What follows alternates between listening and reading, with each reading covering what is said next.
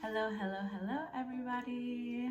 If you've been following Exodus for a while, one of the things that you may already know is that throughout this project runs a deep vein of love for fiction. And this really has inspired a lot of the programming and the core curriculum that's being built out. Instead of traditional academic theory, fiction is the main source and the main prompt for reflection within this project. And there are two reasons that I made the decision to solely use fiction as a source within this context. One is that I feel that fiction is just a more accessible form of theory for everybody. The second is that fiction really has a powerful way of externalizing our realities back to us, giving us more leverage to understand our positions within the systems that we navigate and that some of us choose to push against. Within the lens of speculative fiction, it really sets the intention and elevates fiction into this space of theory where it's reflecting back to us our own reality, but also presenting things outside of our reality, new frameworks, new ways of thinking through things. And when I'm reading fiction, I'm always personally thinking about the things that reflects back to me on an interpersonal scale, but also the things that help me find better understanding of my role as an artist within society, and also the boundaries of my art practice, what I want out of it, what I'm pushing towards, and all of those things.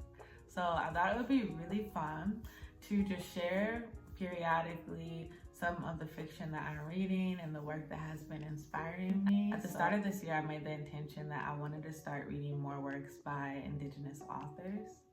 And admittedly, I am a very, very impulsive selector of books. I usually choose based on the cover, and it hasn't failed me yet, so I'm gonna continue doing that. But the work that I chose to read in August was A Snake Falls to Earth by Darcie Little Badger. And it didn't take long for me to realize that this book is geared towards young adults just by the pacing of the book, and that is where my impulsivity kind of failed me. But it was a welcome change. I've been reading a lot of books based on the apocalypse lately, so there's something about the wholesomeness of this book and the idea that it was for young readers that felt really warm and welcoming and wholesome. And this really is a beautiful story about interconnectedness, our interconnectedness between lineage, between folks that we don't know, between the earth and the things living on this planet. It presents the story of two main characters who at first seem to have very disparate paths, but they end up intertwining in the most beautiful way. Within that merging of paths, you come to realize that the success of both of these characters really is dependent on each other. So within this video today, I'm going to give a character analysis of the two main characters. In the next video, I'll talk about the themes that I noticed throughout the books and give a short review at the end. And finally, I release a video that shares the reflections around practicing an art that I was able to pull out of this narrative. Okay, I'm jumping in here because I forgot to give a spoiler alert.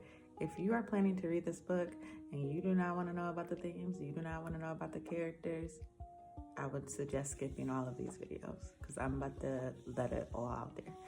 First character I want to talk about is named Ali. They are an animal person living in what the author has coined the reflective world. They're a cottonmouth, meaning that in their natural form they were born as a snake. So the story starts with him on the day that he's leaving home.